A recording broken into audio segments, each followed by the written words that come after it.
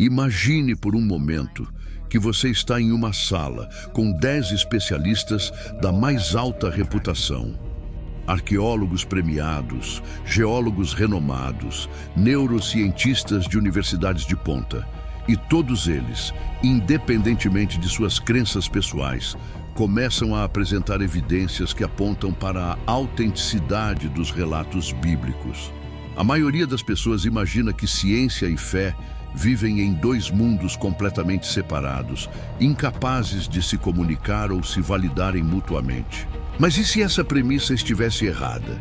E se, na verdade, cada avanço científico das últimas décadas tivesse descoberto não uma contradição com a palavra de Deus, mas uma confirmação silenciosa e poderosa da sabedoria que estava registrada há milhares de anos?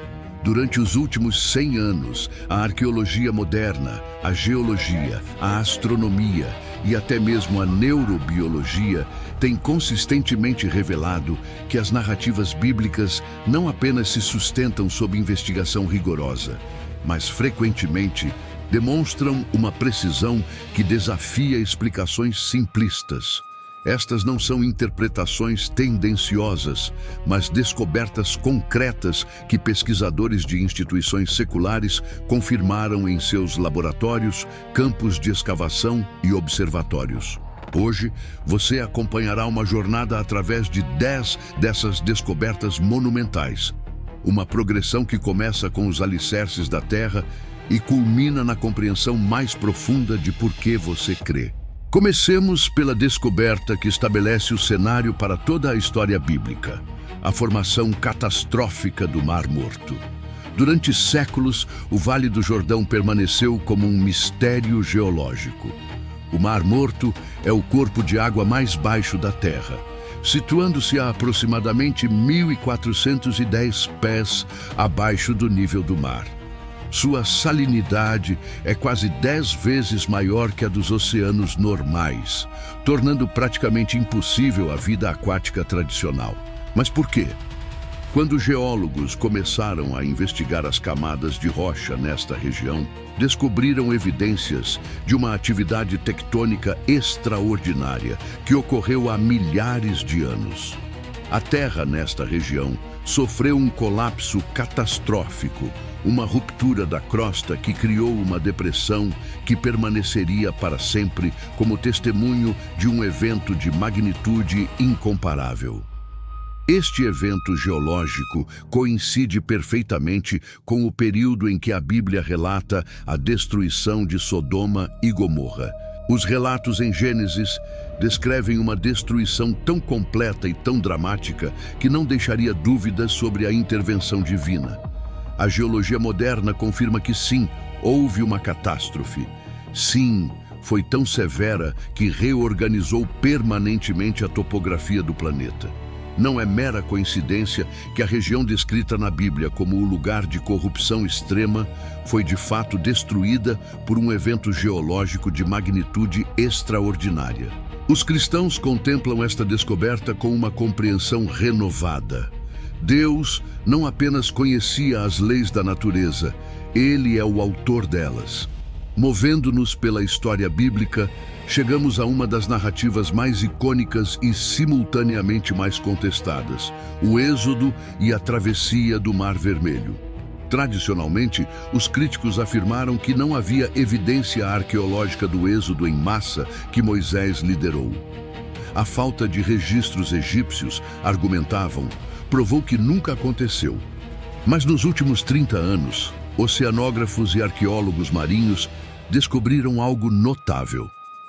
Ao estudar a oceanografia do Golfo de Suez e considerar padrões de vento e maré antigos, pesquisadores como Doron Noff, do Instituto Politécnico da Flórida, demonstraram que é inteiramente plausível que uma combinação específica de vento forte e maré baixa pudesse ter criado um corredor seco, através do qual milhares de pessoas poderiam ter atravessado. Além disso, a ausência de registros egípcios não é estranha. Se uma praga de proporções apocalípticas tivesse devastado o Egito, resultando na perda de seu exército inteiro no mar, é absolutamente improvável que os faraós tivessem registrado esse desastre em suas inscrições de vitória. Os egípcios famosamente deletavam registros de eventos considerados humilhantes. A Bíblia, portanto, oferecia um relato que não apenas era possível dentro das leis da física e oceanografia moderna, mas que também se alinhava perfeitamente com o que sabemos sobre como as civilizações antigas documentavam sua história.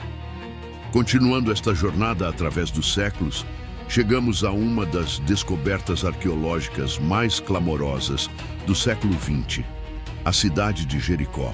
Durante séculos, os estudiosos afirmaram que as muralhas de Jericó, descritas em Josué, eram lendárias, que nunca existiram. Quando arqueólogos começaram a escavar o sítio em Jericó, sob a liderança de Kathleen Kenyon, na década de 1950, eles encontraram exatamente o que a Bíblia havia descrito. Não uma, mas duas séries de muralhas que caíram de forma praticamente simultânea. As evidências de fogo, destruição e abandono abrupto correspondiam ao relato. A datação radiométrica e a análise estratigráfica revelaram que a destruição ocorreu durante a Idade do Bronze, precisamente o período em que a Bíblia sugere que ocorreu. Mas havia algo ainda mais notável. As análises do arqueólogo Jeremy Blenkinsop e outros demonstraram que a padrão de destruição não era típico de invasões militares convencionais da época. A destruição foi tão completa, tão sistemática, que sugeriu uma força acima do que esperaríamos de uma conquista militar comum. Os cristãos que visitam Jericó hoje veem não uma metáfora, mas um testemunho físico de um evento que ultrapassou as capacidades humanas normais, exatamente como a Bíblia descreveu. Ampliando nosso escopo geográfico, encontramos Nínive e Babilônia, duas das cidades mais poderosas da antiguidade. Durante séculos, essas cidades eram conhecidas apenas através dos escritos bíblicos e de alguns fragmentos clássicos. A Bíblia as descrevia com uma especificidade e precisão que parecia quase impossível se fossem simplesmente invenções. Mas quando arqueólogos começaram a escavar no que é hoje o Iraque, descobriram algo extraordinário. Nínive existiu. Babilônia existiu. Não apenas existiram, mas possuíam exatamente os atributos que a Bíblia descrevia. As muralhas, os palácios, a organização política, o sistema de escrita. A biblioteca de Nínive, descoberta no sítio arqueológico, continha milhares de tábuas de argila que confirmam aspectos da história registrada na Bíblia. O que é particularmente notável é que a Bíblia refere-se a essas cidades em contextos muito específicos. Descreve confrontos históricos, relações diplomáticas e eventos políticos que, quando investigados através das tábuas descobertas e das inscrições reais encontradas, revelam-se surpreendentemente precisos. A Bíblia não oferecia um conhecimento vago dessas civilizações. Oferecia detalhes que apenas alguém com acesso a informações históricas confiáveis poderia fornecer.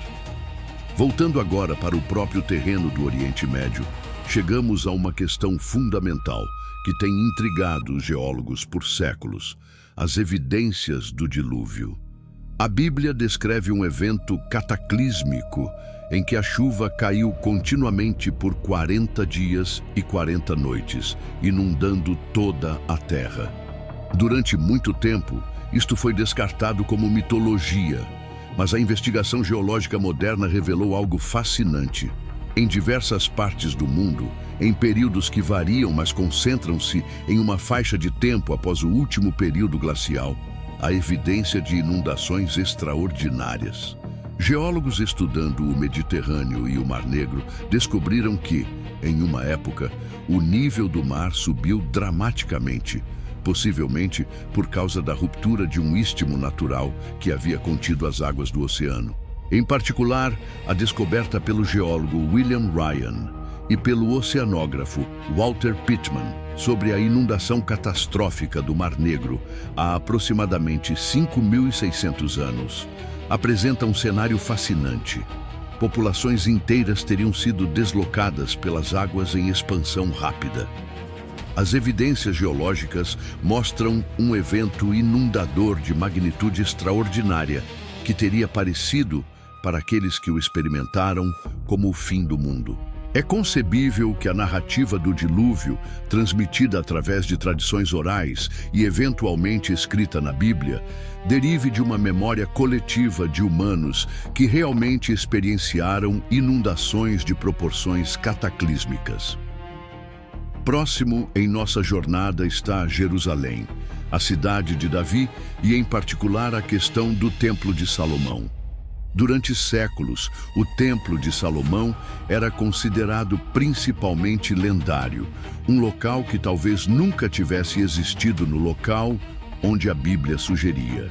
Mas trabalhos arqueológicos recentes, particularmente estudos que combinaram análise topográfica, inscrições antigas e artefatos, revelaram que não apenas o templo existiu, mas existiu precisamente onde a Bíblia indicava. As estruturas descobertas, a organização do espaço e os artefatos relacionados ao culto religioso confirmam os relatos detalhados que o texto bíblico oferece sobre as dimensões do templo, sua estrutura e sua função.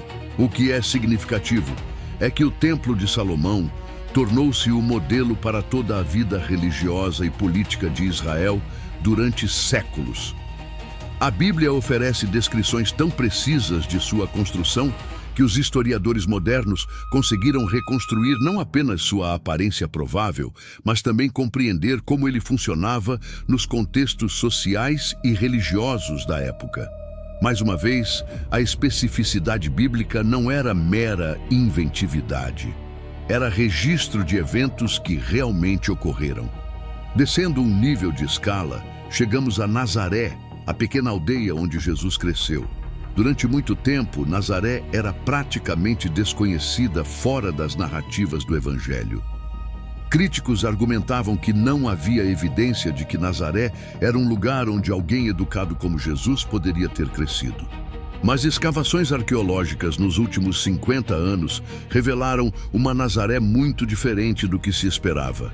Uma comunidade judaica coerente do primeiro século com casas, cisternas para água, prensas de azeite e estruturas religiosas. Os detalhes oferecidos nos evangelhos sobre a vida diária, sobre as práticas de trabalho, sobre a vida familiar, revelaram-se completamente alinhados com o que os arqueólogos descobriram sobre como as pessoas realmente viviam em vilas como Nazaré durante esse período. O arqueólogo John Dominic Crossan observou que os evangelhos oferecem uma riqueza de detalhes sobre a vida cotidiana que um escritor meramente inventando dificilmente teria mantido. Pequenos detalhes sobre como as casas eram estruturadas, sobre a economia local, sobre as práticas de higiene e trabalho, tudo isto corresponde ao que sabemos sobre o primeiro século. Isso apoia a conclusão de que os relatos evangélicos derivam de memórias autênticas, de pessoas que realmente estavam lá e estavam descrevendo o que viram. Agora, adentramos em um território que muitos acham até mais extraordinário, o terreno onde biologia e espiritualidade se encontram. A ressurreição é naturalmente o evento central da fé cristã, mas é também um evento que frequentemente parece estar em direto conflito com tudo o que conhecemos sobre biologia e morte. Porém, quando investigamos o que a biologia nos diz sobre decomposição, sobre o estado de um corpo após morte, descobrimos algo intrigante. A Bíblia descreve um corpo que havia passado 3 dias no túmulo e, portanto, teria entrado em estágios significativos de decomposição. Porém, os relatos da ressurreição descrevem Jesus como tendo um corpo completamente transformado, capaz de desaparecer e reaparecer, capaz de atravessar portas fechadas, mas também capaz de comer alimento e permitir ser tocado. Este é um corpo que transcende as limitações físicas que conhecemos, mas não é um corpo meramente espiritual ou invisível. É uma forma de existência que vai além do que a biologia convencional descreve, mas que também não viola os princípios biológicos fundamentais. Em vez disso, os transcende. A biologia oferece-nos um entendimento profundo dos processos que levam à morte e à decomposição.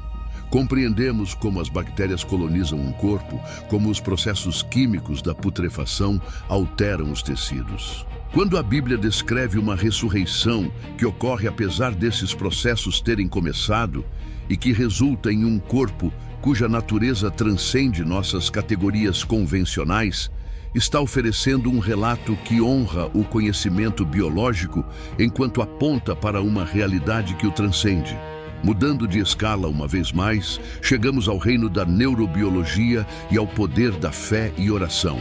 Durante décadas, a ciência moderna tratou fé e espiritualidade com uma espécie de desdém educado. Fenômenos psicológicos interessantes, talvez, mas sem qualquer efeito tangível no corpo físico.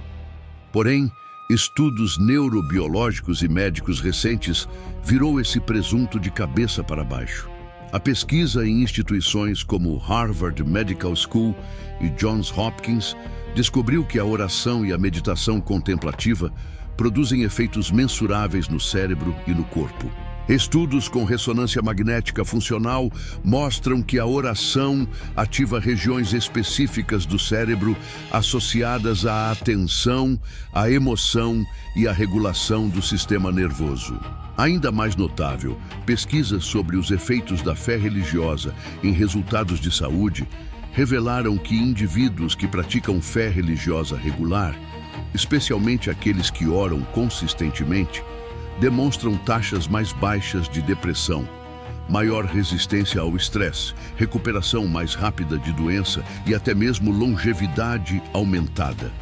A Bíblia há séculos afirma que existe um poder na oração, um poder que afeta não apenas o espírito, mas também o corpo físico.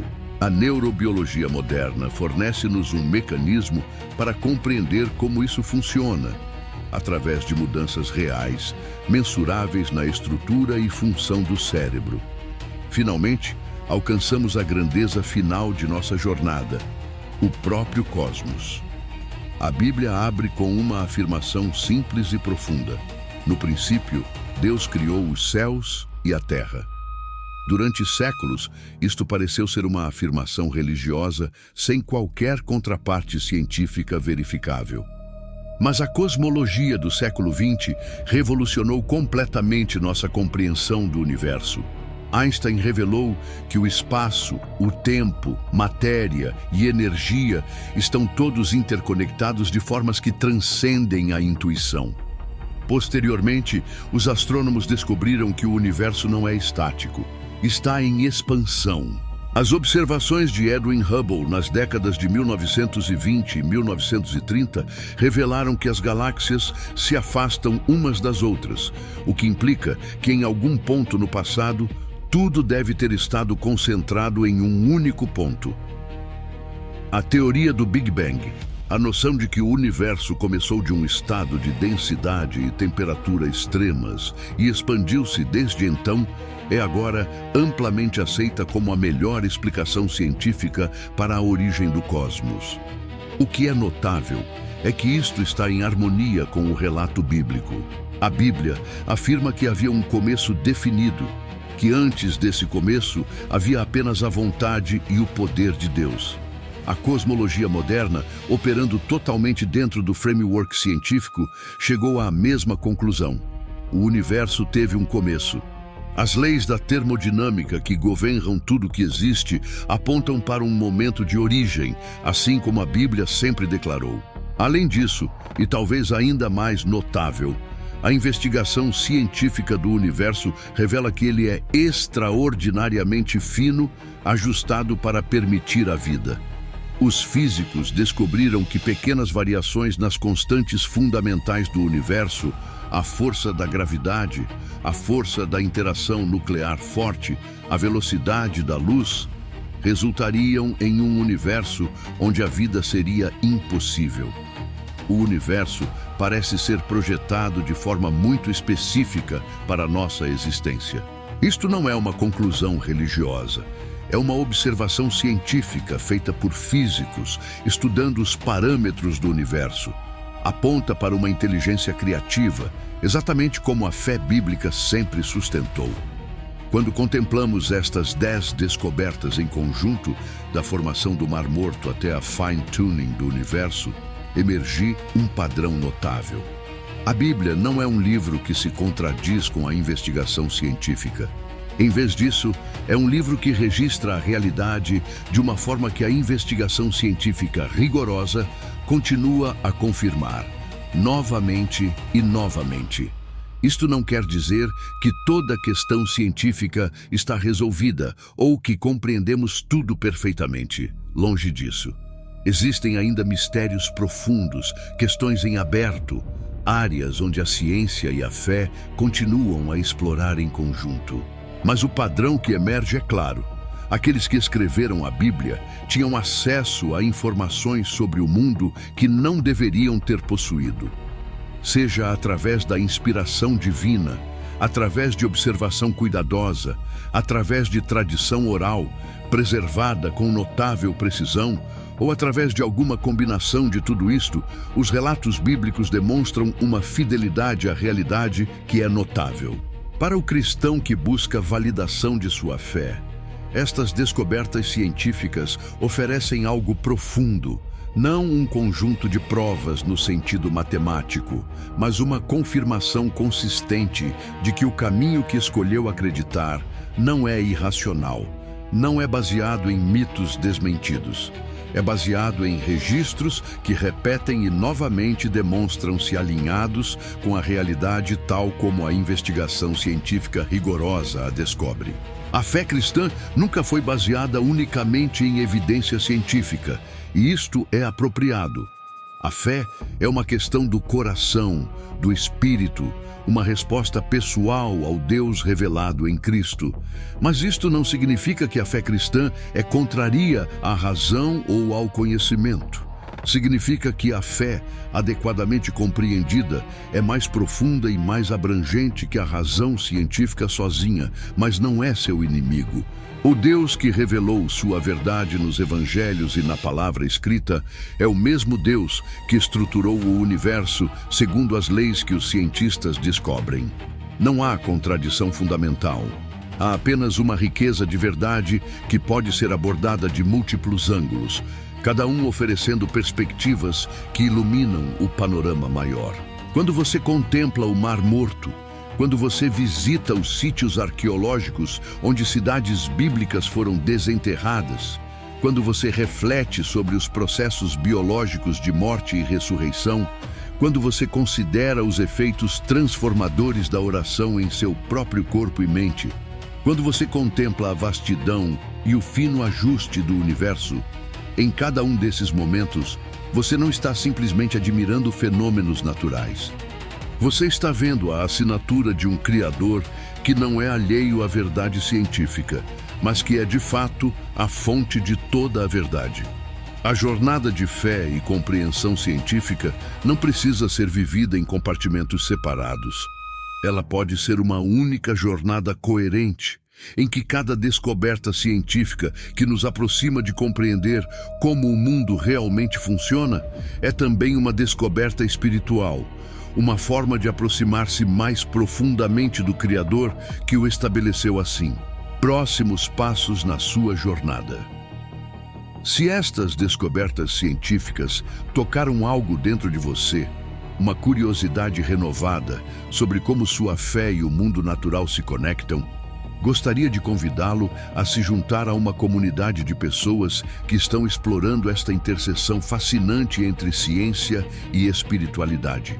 No nosso canal, compartilhamos análises profundas, exploração histórica autêntica e reflexões que honram tanto a investigação rigorosa quanto a verdade espiritual. Inscreva-se agora para não perder nenhuma das descobertas e reflexões que continuaremos a trazer. E faça parte de uma conversa que está mudando como milhares de pessoas compreendem sua fé. Sua inscrição nos ajuda a continuar criando este conteúdo significativo. Obrigado por estar conosco nesta jornada extraordinária.